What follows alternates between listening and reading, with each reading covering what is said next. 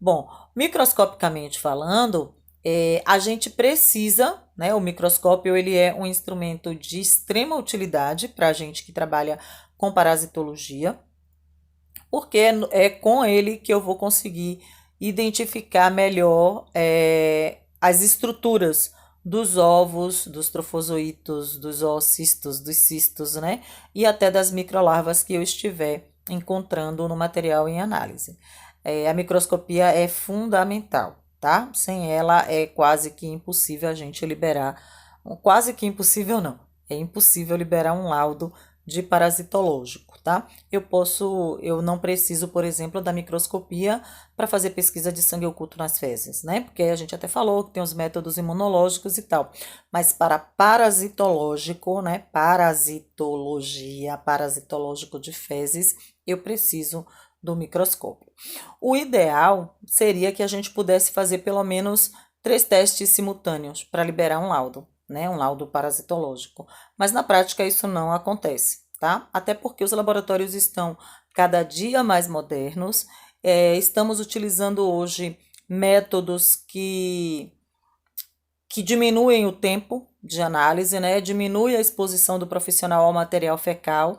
Então, cada vez mais os métodos estão se modernizando.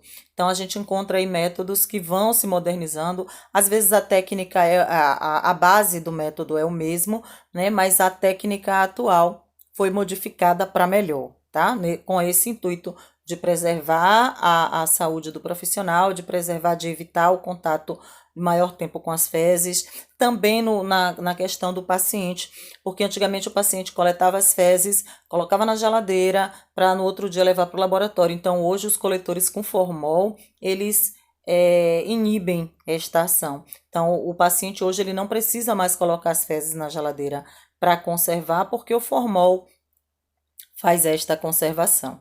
E também assim evita-se a contaminação de alimentos e da própria geladeira, né? Por esse material fecal. Então, o ideal seria que a gente pudesse fazer um teste direto a fresco, que é pegar as fezes, colocar numa lâmina e observar microscopicamente, né? Direto, por isso que a gente chama de teste direto a fresco, porque não entra nenhum componente químico aí. E aí a gente leva esse material para o microscópio para observar se tem movimentos de trofozoítos, né? Que é aquele protozoário que acabou de sair do cisto ou do ovo, tá? Fazer um esfregaço com coloração permanente, que seria uma fixação, porque aí a gente ia ter uma visibilidade melhor desse material fecal. E as técnicas de concentração de parasita seria o ideal, né? Mas como eu falei, na prática de laboratório hoje, já não fazemos isso mais como rotina. O exame de fezes ele pode ser quantitativo ou qualitativo. Quantitativo é aquilo que quantifica. Então, se eu estou analisando uma lâmina, né, de um material fecal de um paciente e eu encontrei ali vários ovos, eu posso quantificar por campo. O que a gente chama de campo é o campo visual, é aquilo que eu estou vendo no microscópio.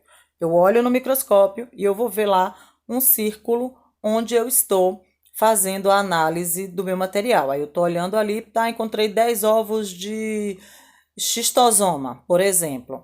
Aí eu mudo de campo. O que é mudar de campo é eu correr a minha lâmina. Se eu estava olhando nesse espaço, quando eu corro a lâmina, eu vou para o espaço do lado. E aqui nesse espaço lateral, eu vou contar quantos ovos eu achei, 15. E aí eu posso varrer a minha lâmina inteira. Eu posso achar um ovo por campo, vai ter campo que eu posso não encontrar nenhum, contanto que no final eu vou fazer a somatória de todos os campos que eu analisei naquela lâmina e quantos ovos eu encontrei.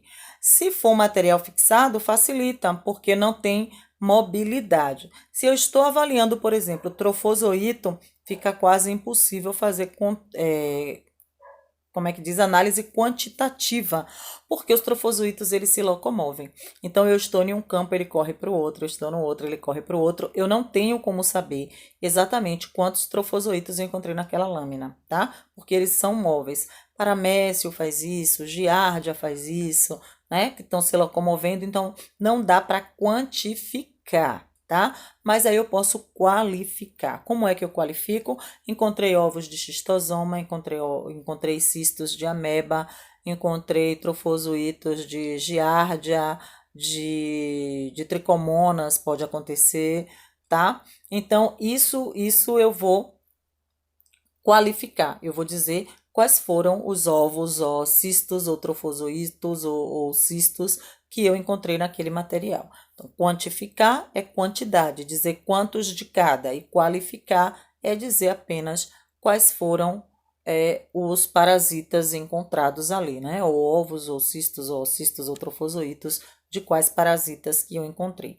Claro que se eu encontrei ovos, trofozoítos, cistos ou cistos, é porque o parasita está ali colocando esse material, tá bom? Os métodos quantitativos, né, são aqueles nos quais se fazem a contagem de ovos para avaliação da carga parasitária, e o mais conhecido é o teste de Stoll, né? Porém, o mais empregado atualmente é o método de Catucates. O Catucates, eu vou mandar um videozinho para vocês. É um vídeo do YouTube de Naftali Katz, que é o cara, o pesquisador, o parasitologista, que criou a técnica Catucates. Se vocês quiserem, podem pesquisar no YouTube, mas eu posso mandar o link para vocês. Naftali Katz, tá? Naftali Katz. Ele criou a técnica de Catucates e ele explica a técnica toda. A técnica foi modificada, mas o cara ainda é vivo, né? Esse vídeo que ele publicou no YouTube não é muito antigo, acho que é de 2015, se eu não estou enganada, e ele fala dessa técnica, e eu acho bastante interessante, acho que vocês devem ver. Eu vou mandar o link para não terem desculpa de não terem visto o vídeo, tá? Métodos qualitativos são mais utilizados porque o médico, de um modo geral, ele não quer saber se você tem 10 ovos, 20 ovos, 30 ovos. Ele quer saber se você tem o parasita. Porque independente da carga parasitária, eu vou ter que tratar o paciente. Independente de quantos ovos ele tem. Ah, se ele só tem um ovo, eu não vou tratar. Não existe. Porque se ele tem um ovo, é porque ele tem um parasita, tá? Então, independente da carga parasitária, o paciente precisa ser tratado. Claro, depois de um período, a gente pode pedir, o médico, pode solicitar um novo exame para daí poder investigar se ele realmente foi curado, né, com o tratamento, ou se ele vai precisar manter o tratamento, continuar mantendo o tratamento para aquela determinada parasitose, tá? Frequentemente, o número de formas parasitárias é pequeno, né? Então, assim, é necessário recorrer a processos de enriquecimento das formas para concentrar. Então, quando a gente enriquece o método, a gente está dando suprimento para que os parasitas continuem se reproduzindo.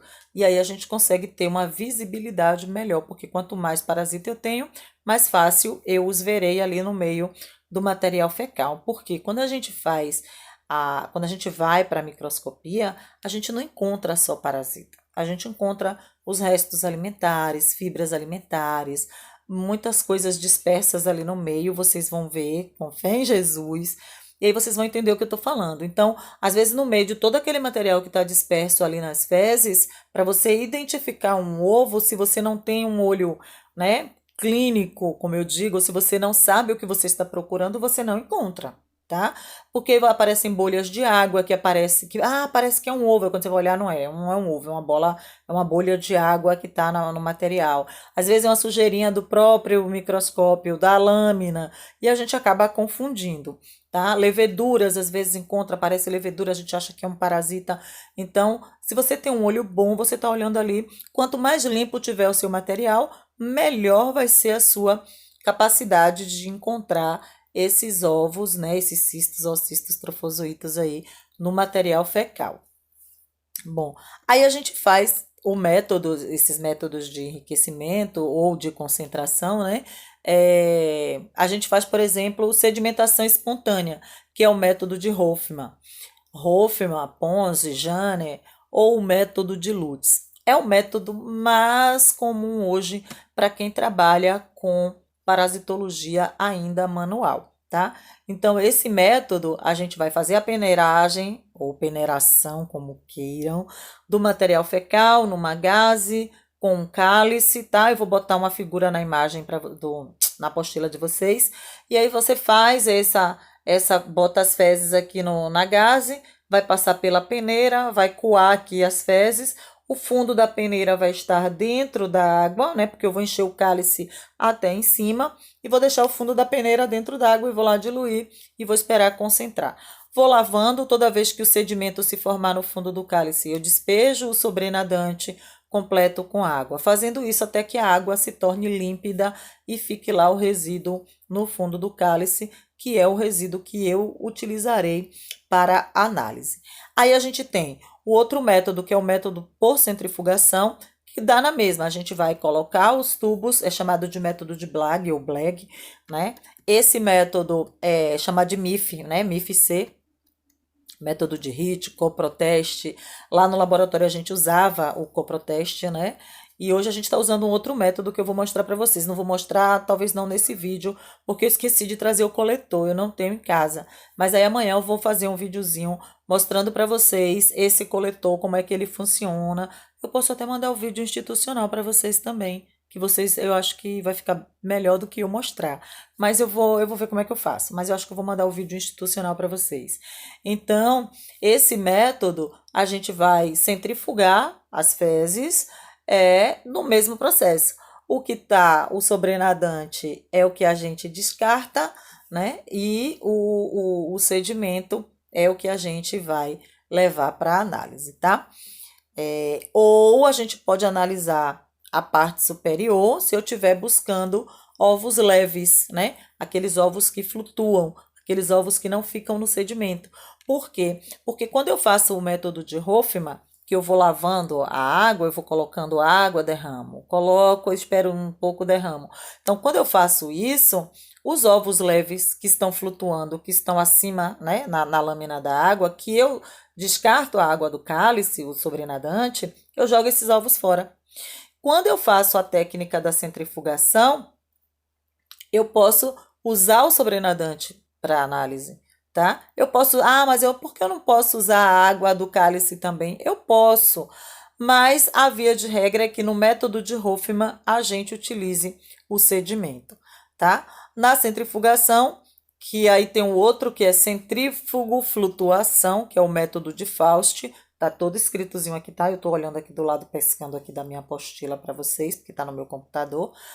E aí, esse método da centrifugação, ele é usado para pesquisa de cistos e protozoários, de ovos e larvas de helmintos, né?